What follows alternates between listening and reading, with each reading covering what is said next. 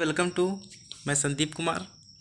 आज की मैं इस वीडियो में मैं बताऊंगा कि विलयन, निलंबन और कोलाइड में क्या अंतर होता है। जैसे कि पिछली वीडियो में ही मैंने बताया था विलयन क्या होता है। तो यह एक समांगी मिश्रण होता है। जो विलयन होता है एक समान प्रकार का एक समांगी मिश्रण होता है जो दो या दो से अधिक संयोग से बनता है। जैसे विलयन हमारा विलय प्लस विलायक के दोनों को मिलाने पर हमारा एक विलयन तैयार होता है, सॉल्यूशन बनता है। और निलंबन की बात करें तो निलंबन एक विषमांगी मिश्रण होता है। जो सस्पेंशन होता है वो एक प्रकार का विषमांगी होता है। विषम प्रकार के योग इसमें विद्यमान होते हैं। विषमांगी उस विलयन के उदाहरण मैंने बताया, जैसे कंकड़ ये सब होते हैं। ये एक प्रकार के विषमांगी मिश्रण होता है। और कोलाइड, अगला हमारा कोलाइड। तो कोलाइड हमारे क्या होते हैं, यह समांगी दिखाई देता है। जो कोलाइड होता है यह समांगी होता है परंतु विषमांगी मिश्रण होता है, परंतु एक्चुअली वो विषमांगी की मिश्रण की तरह होता है। और जो हमारा दूसरा अंतर है, विलय के कणों का आकार, जो विलयन होता है उसके विलय के कणों का आकार अत्यंत छोटा होता है। व्यास में बात करें तो 1 नैनोमीटर से लेकर 10⁻⁹ मीटर से भी छोटे होते हैं। और इसलिए वे आँख से नहीं देखे जा सकते। इसलिए वे हमारे नग्न आँखों से नहीं देखे जा सकते। यहाँ तक कि शक्तिशाली माइक्रोस्कोप द्वारा भी नहीं देखे जा सकते। कितने भी अच्छे से अच्छे माइक्रोस्कोप आ जाएं फिर भी ये हमें नहीं दिखाई देंगे। अब दूसरा जो हमारा निलंबन का है, तो विलय के कणों का आकार बहुत बड़ा होता है। जो निलंबन होता है उसके जो विलय के कण होते हैं बहुत बड़े होते हैं। जैसे हमारे कंकड़ हो गए, पत्थर हो गए और सारी हमारे ठोस बड़ी वस्तुएं हो गई। इसलिए इन्हें आसानी से देखा जा सकता है। अब जैसे कि हम पानी में, यदि हम वाटर में कंकड़ को डाल दें तो हमें स्पष्ट रूप से दिखाई देगा। वही हमारा निलंबन होता, विषमांगी होता है, हमें दिखाई देता है।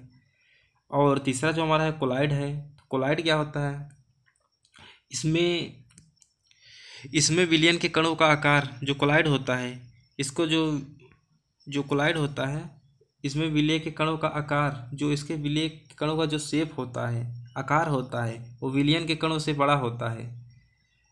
यानी इसके जो कोलाइड के कण होते हैं वो विलयन के जो सॉल्यूशन के कणों से बड़ा होता है, परंतु निलंबन के कणों से छोटा होता है। परंतु जो निलंबन होते हैं उसको कणों से ही कुछ हद तक छोटा होता है। इसके कण व्यास में 1 नैनोमीटर होते हैं। जो कोलाइड होते हैं इसके जो कण होते हैं वो व्यास में बात की जाए तो 1 नैनोमीटर से 100 नैनोमीटर के बीच होते हैं।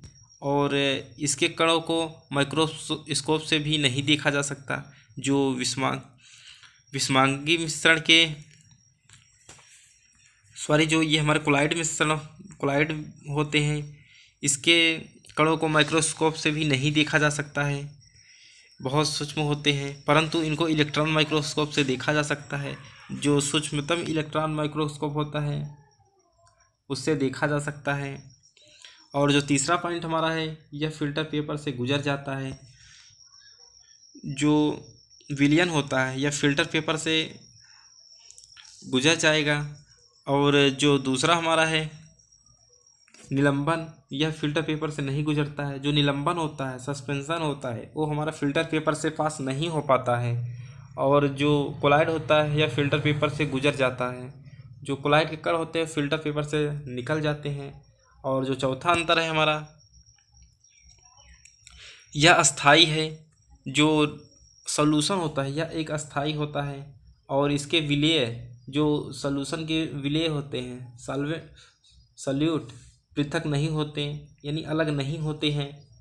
और छानन विधि द्वारा विलय के कणों को पृथक नहीं किया जा सकता। जो विलय के कण होते हैं उसे छानन विधि द्वारा अलग नहीं किया जा सकता। यदि हम पानी में चीनी को डाल दिया जाए तो उसे घुलना उसको तय है, उसे हम पृथक नहीं कर सकते हैं। उसके घुलने के पश्चात हम उसे, यानी विलय के कणों को छानन विधि द्वारा उसे छान कर नहीं अलग कर सकते हैं। और जो इसमें चौथा अंतर है हमारा निलंबन में, यह अस्थाई है। जो निलंबन होता है यह अस्थाई होता है। यह अस्थायी नहीं होता है। इसके कण कुछ समय तक तली पर जमा हो जाते हैं। जो निलंबन के कण होते हैं वो तली पर, जिन्हें पेंदी कहते हैं, बैठ जाते हैं सिरा पर, और इसके द्वारा कणों को मिश्रण अलग कर सकते हैं। छानन विधि द्वारा इनके कणों को मिश्रण से अलग कर सकते हैं। जो मिक्सचर होता है उनसे हम निलंबन के कणों को अलग कर सकते हैं। और कोलाइड की बात की जाए तो यह अस्थायी विलयन है। जो कोलाइड होता है यह एक प्रकार का अस्थायी विलयन होता है जिसमें विलय पृथक नहीं होते हैं।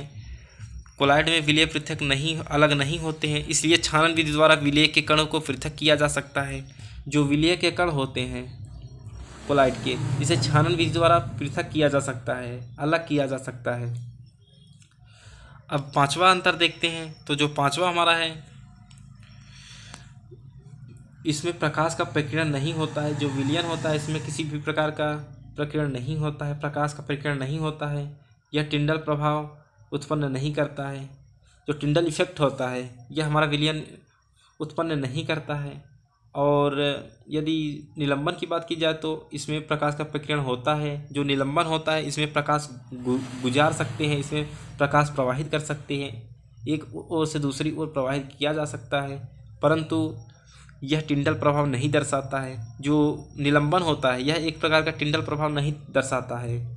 और यदि कोलाइड की बात की जाए तो इसमें प्रकाश का प्रकीर्णन होता है। जो कोलाइड होते हैं उसमें प्रकाश का प्रकीर्णन अवगमन होता है तथा यह टिंडल प्रभाव उत्पन्न करता है। जो कोलाइड होते हैं यह टिंडल प्रभाव उत्पन्न करते हैं। तो आज के लिए इतना ही। यदि आप स्क्रीनशॉट लेना चाहें तो स्क्रीनशॉट ले सकते हैं। यदि हमारे चैनल को आप सब्सक्राइब नहीं किए हैं तो हमारे चैनल को लाइक, कमेंट, सब्सक्राइब करना ना भूलें। Thanks for watching this video.